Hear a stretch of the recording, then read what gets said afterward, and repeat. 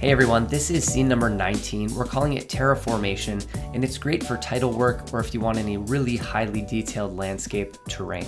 So right now it's very low res, but we just have that by default just so that we can toggle through all the options really quickly. And then when you're done, you can increase the subdivision right here. If we go to, let's just say something like 2, you can see that we're bringing a lot more resolution. You can crank that up quite a bit once you're done dialing everything in.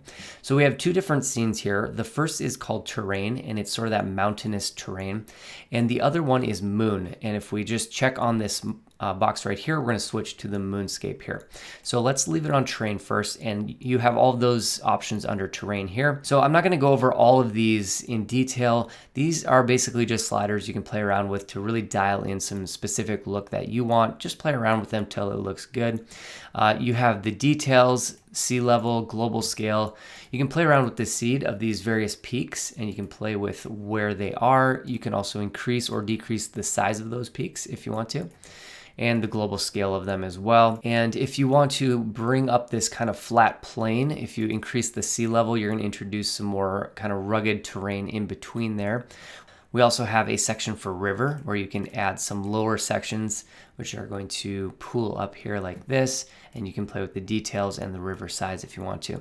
And of course we have this displacer height. If we increase that, everything's going to get displaced more. And finally we have a details enhancer, which is another way to add some more subdivision. So if we do say 3, we're going to add some more subdivision, and you can also go to the bottom and add extra subdivision here, and then you're going to start getting in those really nice details, and it'll become a lot more realistic.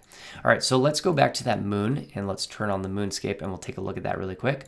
Under big craters, again, we can play with the seed, and that will change where in this terrain we have these giant craters. We can also play around with the scale of these, so we can make them quite a bit bigger if we wanted to, or smaller.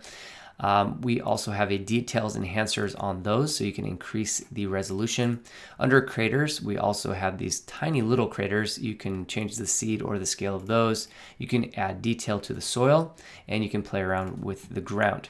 And then finally, for both of these rigs, we have a lighting section. Right now it's on HDRI by default, so you can play with the power of that HDRI, or you can rotate that one around. You can also change that to a sun rig, which we have all of the options here. If you want to play with those, you can do that right there. And then finally we have material, so you can change the material very easily. You can change the index, color, everything here. So if we change that diffuse to something like this, you could say play around with more of a Mars look. So that's the rig. It's really a rig for experimentation, just playing with sliders till you get some cool results. Hope you guys enjoy it. This is scene number 19, Terraformation from Octane Lighting Essentials Volume 2. Hope you enjoy it.